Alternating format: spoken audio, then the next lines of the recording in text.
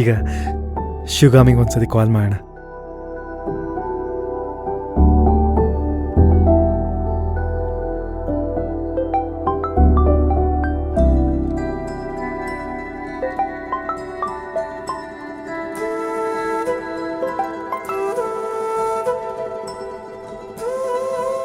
ಅಶೋಕ್ ಹೇಳಿ.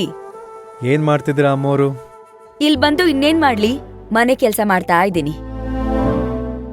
ಮೊದಲೆಲ್ಲ ಕಾಲ್ ಮಾಡ್ತಿದ್ದಾಗ board ಮೀಟಿಂಗಲ್ಲಿದ್ದೀನಿ, ಫ್ಯಾಕ್ಟ್ರಿನ visit ಮಾಡ್ತಾ ಇದ್ದೀನಿ, ಮಾರ್ಕೆಟಿಂಗ್ ಅವ್ರ ಜೊತೆ ಇದ್ದೀನಿ, ಹೀಗೆಲ್ಲ ಮಾತಾಡ್ತಿದ್ದೆ.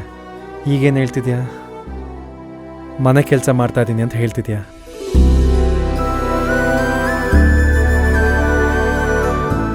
ಈಗ ಹೋದ್ ಕೆಲ್ಸ ಏನಾಯ್ತು ಅನ್ನೋದನ್ನ ಹೇಳಿ.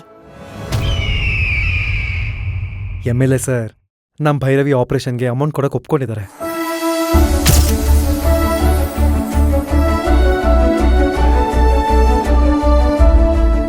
ಅಶೋಕ್, ನಿಜ ಹೇಳ್ತಾ ಇದ್ದೀರಾ ನೀವು? ಇಂಥ ವಿಷಯದಲ್ಲಿ ಯಾರಾದರೂ ಕಾಮಿಡಿ ಮಾಡ್ತಾರಾ ಹೇಳು? ನಿಜ ಹೇಳ್ತಾ ಇದ್ದೀನಿ ಶಿವಗಾಮಿ, ಅವ್ರು ದುಡ್ಡು ಕೊಡೋದಕ್ಕೆ ಪೂರ್ತಿ ಮನಸ್ಸಿಂದ ಒಪ್ಕೊಂಡಿದ್ದಾರೆ. ಅವ್ರು ಮಾತಾಡೋದ್ರಲ್ಲಿ ಏನೂ ಡೌಟ್ ಅನ್ಸ್ಲಿಲ್ಲ. ಅಲ್ಲ, ಆ ಅಮೌಂಟ್ ಎಷ್ಟು ಅಂತ ಕರೆಕ್ಟಾಗಿ ಹೇಳಿದ್ರ ಅವ್ರಿಗೆ? ಇಲ್ಲಾಂದ್ರೆ ಅವರು 50,000ನೋ 1,00,000ನೋ ಅಂತ ಅನ್ಕೊಂಡ್ಬಿಟ್ಟಿದ್ರೆ? ನನಗೆ ಗೊತ್ತಾಗಲ್ಲ ಶಿವಗಾಮಿ ಅದು. ಅದಕ್ಕೆ ತುಂಬ ಕ್ಲಿಯರಾಗಿ ಹೇಳಿದ್ದೀನಿ, 70 ಲಕ್ಷ ಆಗತ್ತೆ ಅಂತ.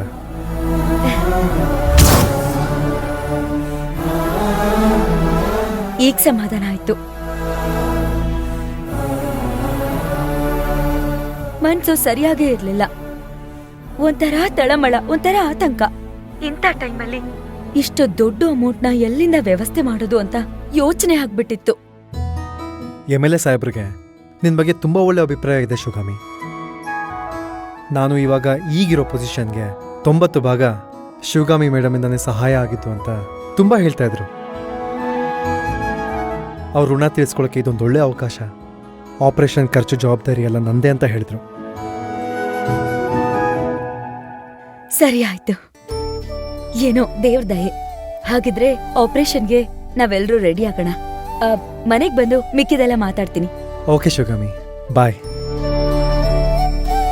ಈ ವಿಷಯನ ವೈನಿಗೆ ತಿಳಿಸ್ಬೇಕು.